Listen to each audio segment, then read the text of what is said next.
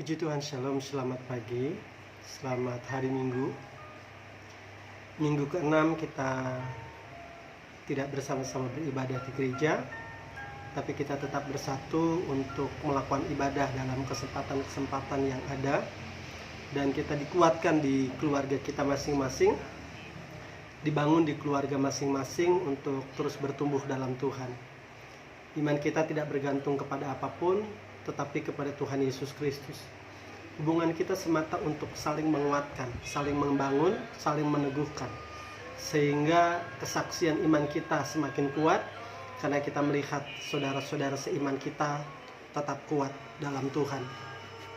Mungkin kondisi ini sama seperti murid-murid waktu ada dalam tekanan karena Tuhan yang mereka sembah tidak bersama-sama dengan mereka lagi, dan kematian Yesus di atas kayu salib seolah memudarkan apa yang menjadi pengharapan dan iman mereka. Tetapi kondisi itu adalah kondisi yang sementara, karena di dalamnya Tuhan sudah berjanji akan ada kebangkitan.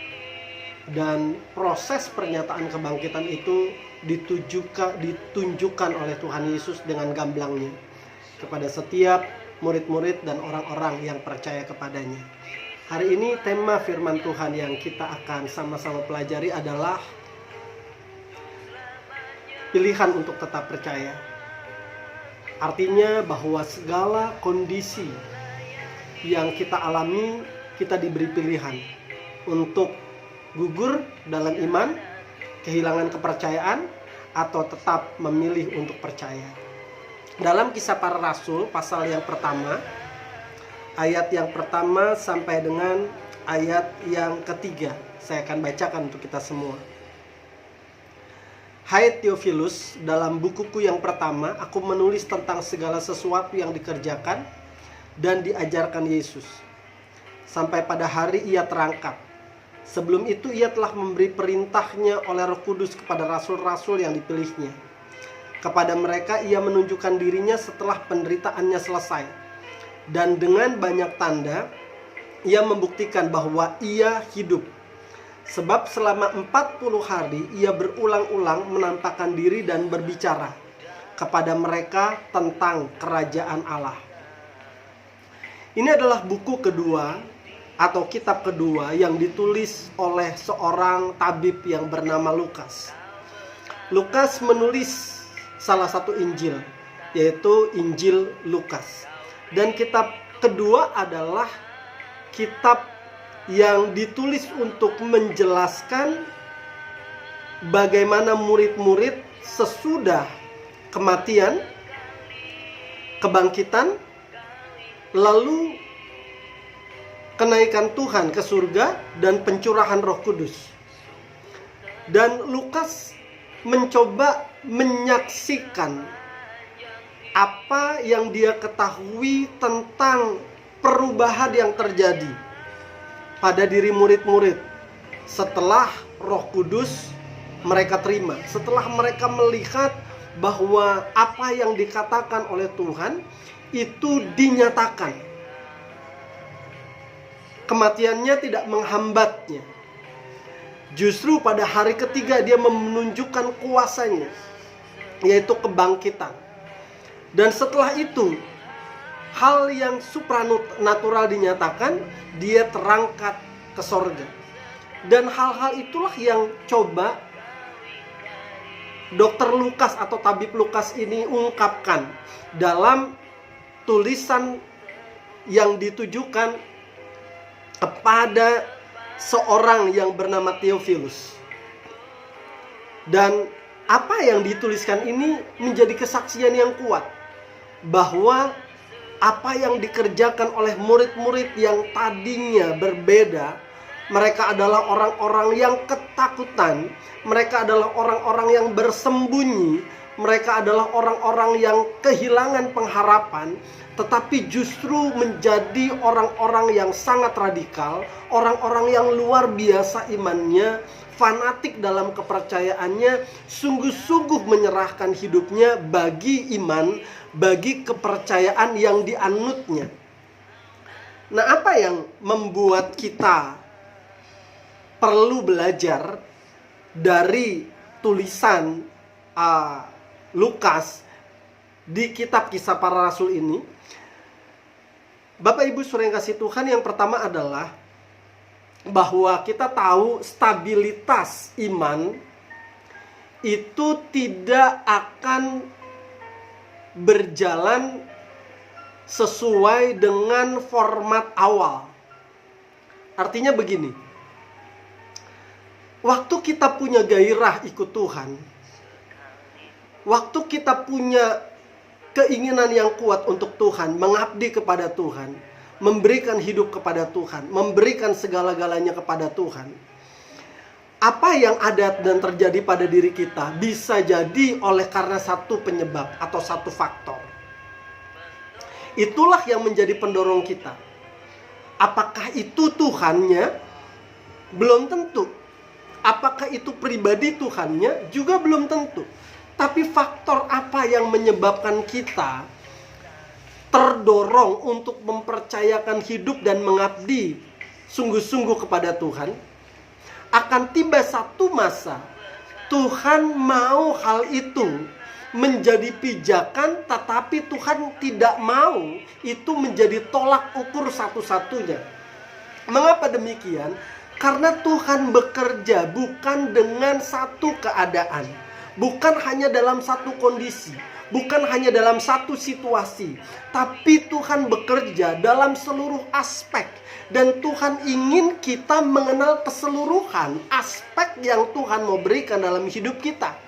Sehingga rasul-rasul yang sedemikian melihat kuasa Tuhan pun bisa dalam posisi tertentu, keadaan tertentu, mereka mengalami kandas iman. Mereka mengalami kandas pengharapan. Mereka mengalami kehampaan dan kekosongan. Mereka mengalami yang dinamakan kehilangan. Karena apa? Mereka berpikir, mereka beriman hanya pada satu fondasi atau satu landasan.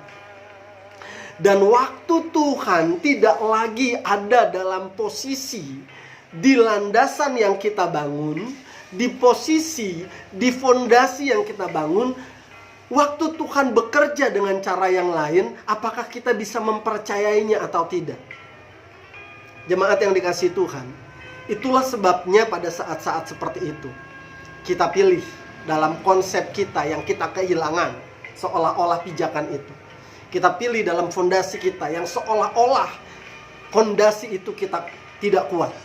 Apakah kita tahu bahwa Tuhan tetap bekerja, bahwa Tuhan tetap berkarya, bahwa Tuhan sedang merancangkan yang baik, bahwa Tuhan sedang merancangkan yang indah, bahwa Tuhan sedang merancangkan yang luar biasa. Fondasi itu adalah bagian penting, tapi Tuhan mau bangun fondasi yang lain.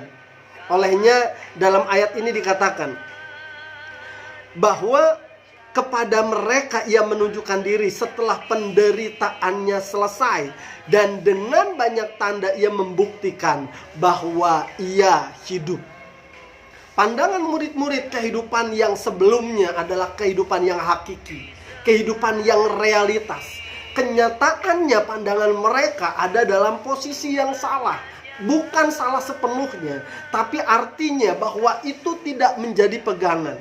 Kita boleh punya uang, kita boleh punya kesehatan, kita boleh punya keadaan yang baik, tetapi dalam satu kondisi itu bukanlah fondasi yang kita bisa banggakan bahwa Yesus cuma bekerja di situ, Tuhan kita cuma bekerja di situ. Tuhan akan nyatakan hal yang lain.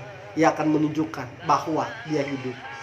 Yang kedua, bahwa hati kita dibangun dan diperkaya dengan iman yang progresif, yang terus bertumbuh, bukan stuck.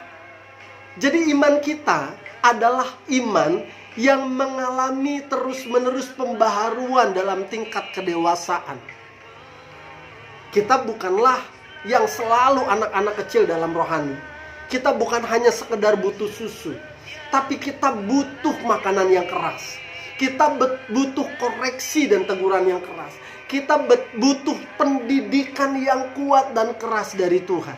Sehingga apa? Sehingga kita kuat dalam segala sesuatu. Ilmu, pengetahuan, wawasan kita, Tuhan tidak mau ada dalam kondisi yang flat, ada dalam kondisi yang standar. Tuhan mau iman kita adalah iman yang produktif, iman yang bergerak, iman yang dinamis, iman yang terus mengalami pertumbuhan. Olehnya kondisi bisa berubah, keadaan bisa berubah, tapi pilihan ada tetap pada kita. Maukah kita tetap percaya?